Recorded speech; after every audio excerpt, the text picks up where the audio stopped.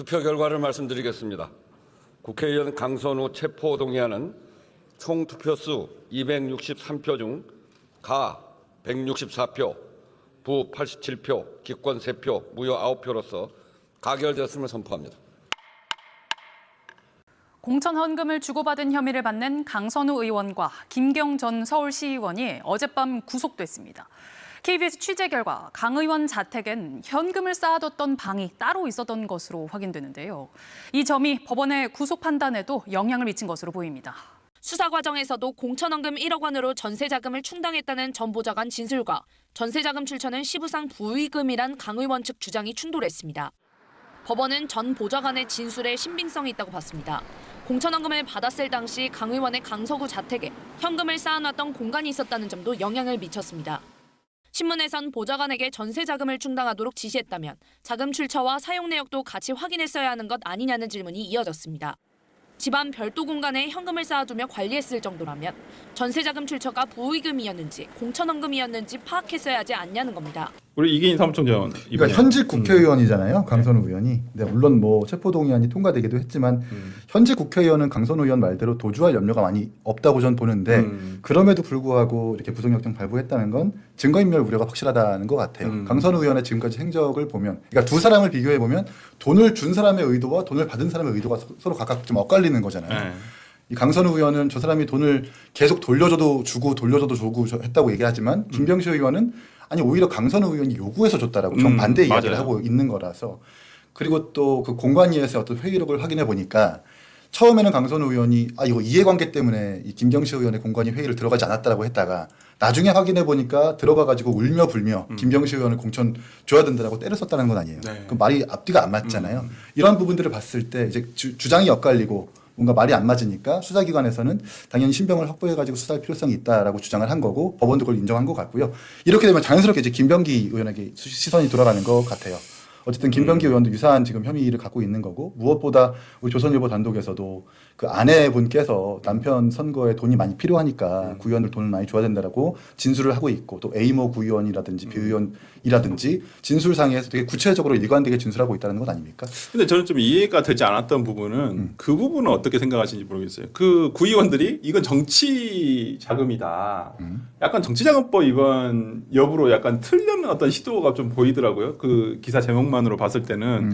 그러니까 약간은 이게 뇌물이 아니라 이건 정치 활동을 하는데 자기가 이렇게 쓴 거다. 그러니까 뭐 보태준 거다, 뭐 도움을 준 것이다, 이런 후원한 거다. 네, 뭐 이런 식으로 얘기를 하시더라고요. 진술이 조금 바뀌었는지 뭐 어쩐지 모르겠습니다만은 그런 부분이 나중에 어떻게 평가가 될지도 상당히 좀 두고 볼 일인데, 저는 이 강선우, 김병기 의원의 어떤 사건에서 조금 경찰의 수사가 너무 늦은 것은 아닌가라는 비판이 있는데, 이런 부분은 어떻게 성지훈 부대변인이 어떻게 생각하시나요? 뭐 경찰 수사 저는 는 속도도 중요한데 결국 제대로 하는 게 중요하다는 생각이 있고, 그리고 김병기 의원 같은 경우에는 상당히 수년 전 건이기 때문에, 그리고 원래 수사가 되려고 하다가 뭐 지금 그 각종 의혹이나 그 김병기 의원의 전 보좌관의 증언에 따르면 당시 경찰 출신이었던 뭐 국힘 의원의 이런 압박으로 뭔가 수사가 무마되는 그런 게 있었잖아요. 그렇기 때문에 그때 증거인멸을 해도 한참 했을 겁니다. 그렇기 때문에 전 김병기 의원 불렀을 때 왜 이렇게 늦게 불렀냐라고 얘기했을 때, 워낙 증거인멸을 철저하게 했었을 사람이기 때문에 주변에 대한 주사를 완벽하게 마치고 어떻게 보면 최정점에 있는 김병기 의원을 부를 수밖에 없었던 거기 때문에 늦어진 건 어쩔 수 없었을 것이다라고 보고, 대신 강선우 의원은 또 다르죠. 왜냐하면 여기는 결정적 증인이라고 할 수 있는 김경 시의원이 자백을 계속 하고 있기 때문에. 그리고 빼박이에요. 이거는 뭐 그 당시 녹취록 나왔을 때 우리 당에서도 즉각 제명 조치를 했던 이유는 그 이상의 증거가 뭐가 있습니까? 사실상 그 통화가 대화였죠. 대화 녹취 그걸 들었을 때 이거를 보고 저는 그래서 강선우 의원이 참 뭐 죄송한 말씀이지만 참 뻔뻔하시다. 그러니까 이 녹취가 나왔는데도 어떻게 끝까지 부정을 할 수가 있지? 아니라고 할 수 있지? 그 녹취를 들었던 사람이라면, 상식적인 생각을 갖고 있는 사람이라면 이거는 뭐 빼박의 증거, 더 이상의 증거가 필요 없다고 생각할 정도로 이거는 뭐 사실상 공천 대가로서 받았다는 뇌물죄로서 볼 수밖에 없는 증거가 있음에도 불구하고 끝까지, 저는 그래서 강선우 의원이 끝까지 뭔가 뻔뻔하게 거짓말할 때마다 저는 이 사람 정치를 끝까지 하고 싶어 하는구나.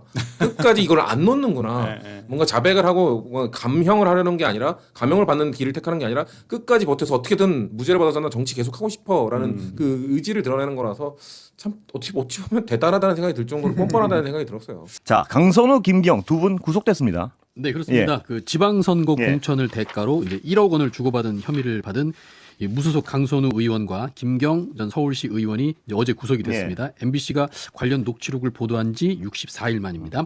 이 서울중앙지법 이종록 영장 전담 부장판사는 이제 두 사람을 상대로 구속 전 피의자 신문을 했는데 증거를 인멸할 염려가 있다. 이렇게 구속영장 발부 사유를 밝혔습니다.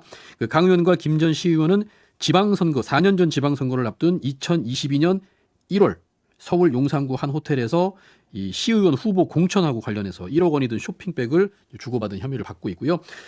강선우 의원은 그 국회에서 이렇게 자기를 항변하기도 했습니다. 되돌려줬는데 네. 이렇게 얘기를 했는데 예. 사실은 그 앞에 받고 되돌려주고 받고가 빠졌다는 얘기가 뭐 사람들 사이에서도 예. 하고 그렇습니다. 예.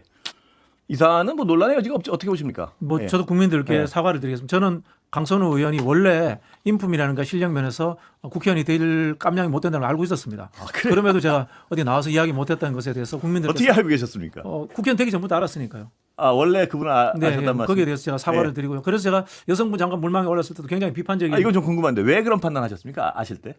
아니 뭐 저기 같이 일을 하다 보면은 같이 그 부분에 일하는 그 일머리라든가 예. 아, 그리고 그래요? 또 뭐 시대 정신에 대한 예. 이해라든가 예. 있지 않습니까? 출세욕이냐 아니면 공적인 마인드를 가지고 예. 그 자리를 하고 싶어하는가 그런 것에 대해서 느끼는 바가 있지 않습니까? 예. 네네. 아, 그런데 뭐 저 그렇게 외에 많은 사람이 그런 걸 느끼고 있었을 겁니다. 예. 근데 이게는 저는 한편으로 보면 씁쓸한 게 우리 사회의 정치 퇴조 현상이라고 봅니다. 예. 민주화와 산업화 시기를 거치면서 어떤 서로 간에 같이 활동하면서 검증되고 그다음에 실력에 있어서 검증된 사람들이 정치하는 것이 아니라 예. 예쁘게 경력 만들어진 사람들을 낙하산하듯이 이벤트로 데리고 오는 예. 이 정당 구조의 문제점이 저는 이런 사람을 만들었다고 아, 생각합니다. 지금 박 원장님 말씀하시는 거는 어떤 과거 경험에서 확신을 좀 하고 계셨다 이 말씀이시군요. 뭐 확신이라기보다는 뭐 네. 예, 깜짝 놀랐습니다. 예, 어떻게 보십니까? 아니 저 그냥 개인 예. 소감을 말씀드리면 네. 듣고 보니 시원하네요. 뭐 말씀하시는 게.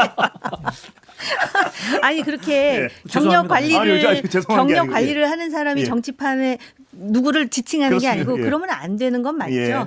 예. 근데 이제 지금 누구 말이 맞는지 아직까지도 두 사람 말이 맞지 않는데 증거 예. 인멸의 우려가 있어서 예. 구속이 된 것으로 알고 있는데요. 저는 이제 그 정치를 해봤던 예. 사람으로서 대한민국의 여성 정치인이 이렇게 돈을 받아가지고 소위 체포 동의안이 통과가 예. 되고 이렇게 구속이 된 사례가 있을까 하고 생각을 해보니까 이게 첫 사례가 아닌가 예. 아, 이런 그런가요? 예. 생각이 들면서 참 여러 가지로 예. 씁쓸하다 이런 마음이 들고요. 단 이것을 이제 그 외부자 입장에서 보면은 왜 이렇게 이 수사가 지금 보면은 여기에 관련되어 있는 김병기 전 원내대표도 있고요. 또 지금 그 김경 시의원과 관련해서는 황금포 문제가 남아 있습니다. 지금 그 안에 여러 가지 뭐 녹취록이 있는 것 같은데 예. 경찰 수사가 그렇게 신속하게 이루어지지 않는다는 느낌을 예. 받고 사실 지금 국민의힘이 너무 야당으로서의 역할을 못하기 때문에 지금 민주당이 그냥 막 일방적으로 이렇게 독주를 해나가는데 사실 국민의힘에서 공천 헌금과 관련해서 특검을 하자고 뭐 천막농성한다더니 흐지부지 돼 가서 그렇긴 한데요.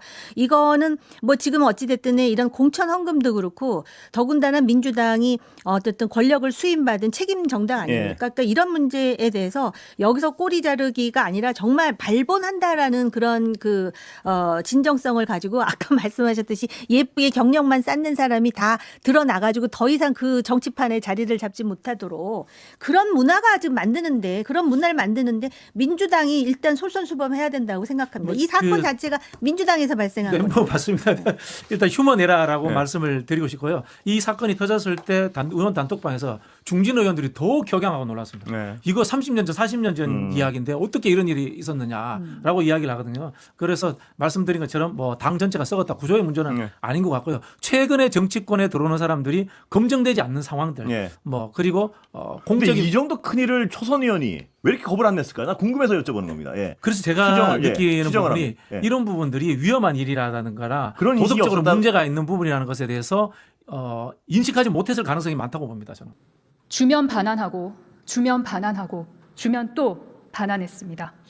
지독했던 시간의 마침표를 반환으로 찍었습니다. 5차례에 걸쳐 총 3억 2,200만 원을 반환했습니다. 그런 제가 1억을 요구했답니다. 1억은 제 정치 생명을, 제 인생을 걸 어떤 가치도 없습니다. 22년 1월 대선을 앞두고 지역보좌관이 좋은 사람을 소개해주겠다고 해 김경 전 시의원을 처음 만났습니다. 그날 의례적으로 건네진 선물은 의미 없이 무심한 습관에 잊혀졌습니다. 22년 4월 20일 서울시당 공간위 회의에서 저는 청년인 여성 후보를 찾아 멋지게 선거를 치러보겠다고 했습니다. 곧바로 김경 후보자로부터 강한 항의 전화가 왔고 그제서야 그 선물이 돈이라는 것을 알게 됐습니다. 너무 놀라 보좌관에게 즉시 반환을 지시했고 공간위 간사에게도 이 사실을 알렸습니다. 새로운 청년 후보를 찾으려 했지만 여의치 않았고 큰 점수차로 앞서 있던 김경 후보가 공천됐습니다. 저와 김경을 연결시킨 그 보좌관은 제가 1억을 직접 반환한 후 면직시켰습니다. 만약 공천을 대가로 돈을 받으려 했다면 청년 공천을 발언할 이유도, 즉시 반환을 지시할 이유도, 공간위 간사에게 보고할 이유도, 어려운 과정을 거쳐 돈을 반환할 이유도 없습니다. 1억 반환 이후 구청장이 목표였던 상대는 더 집요해졌습니다. 22년 10월 며칠 만에 몰렸던 고액 후원금 8,200만 원이 김경 추천으로 확인돼 모두 반환. 23년 1월 지역 일정 중 초콜릿이라며 차에 밀어넣은 가방도 직후 공개 일정에서 즉시 반환. 그해 6월 의원실 독대에서 힘내시라며 또 주려던 가방도 몸싸움까지 하며 반환. 12월에 들어온 고액 후원금 5천만 원은 묻지도 않고 전부 반환했습니다. 가방에 6천만 원, 3천만 원이 들어 있었다고 합니다. 5차례나 돈을 반환했는데 제가 먼저 요구했다는 것이 말이 됩니까? 심지어 김경 측의 쪼개기 후원과 금품 제공 시도는 제가 먼저 경찰에 알렸습니다. 제가 불법 후원을 또 받을 위험성이 있다며 구속이 필요하다고 합니다. 경찰은 이 사건의 전체 맥락을 외면하고 있습니다. 과연 실체적 진실을 밝힐 의지가 있는지 의문입니다. 경찰은 영장에 지역보좌관의 이력도 민주당 경선 과정도 허위로 기재했습니다. 또 국회의원도 도피한 적이 있다며 낙선 후 야인 시절 수사가 진행됐던 두 전직 의원을 가리켜 현역이라 기재했습니다. 이 허위 사실을 가지고 저의 도주 우려를 말합니다. 현역 국회의원인 제가 어디로 도주하고 어떻게 도피하겠습니까? 나름 원칙을 지키며 살았다 생각했지만 제 처신은 미숙했습니다. 좋은 세상 만든다는 만족감에 패션 정치를 했던 제 자신을 고백합니다. 땅에 발 붙이지 않은 채 붕 떠 있었습니다. 제가 제 수준을 몰랐습니다. 사죄드립니다. 7살 아이 기저귀 갈아가며 아이 수술한 거 소독해가며 밤새 논문 썼던, 그렇게나 세상을 바꾸고 싶었던 그때의 강선우를 되찾겠습니다. 프린터 실은 캐리어와 8살 아이의 손을 잡아 끌고 낯선 미국 땅에서 면접 보러 다녔던, 누구도 곁에 없던 33 그때의 강선우. 당에 아는 사람 하나 없이 온라인으로 비례대표를 신청했던, 아무 겁 없던 2016년 그 강선우의 초심으로 돌아가겠습니다. 불체포 특권 뒤에 숨지 않겠습니다. 진실을 더 또렷이 드러내는 일 앞에 그 어떤 것도 두렵지 않습니다. 경청해 주셔서 감사합니다. 무소속 강선우 의원의 자택에서 발견된 의문의 현금 뭉치들이 결국 구속의 결정적 도구가 되고야 말았습니다. 공천 헌금 1억 원을 전세 자금으로 썼다는 보좌관의 폭로가 터져나온 상황에서 자택 창고에 돈을 쌓아두고 관리했다는 정황은 그야말로 충격적이지 않습니까? 시부상 부조금이라는 해명을 내놨지만 법원은 오히려 증거인멸 가능성이 크다고 판단하며 철퇴를 가했습니다. 압수수색 직전에 집을 청소하고 아이폰 비밀번호까지 꽁꽁 숨긴 행태가 과연 떳떳한 정치인의 모습인지 묻지 않을 수 없습니다. 이 영상에 좋아요와 댓글 달아주시면 더 많은 사람들이 이 영상을 볼 수 있습니다.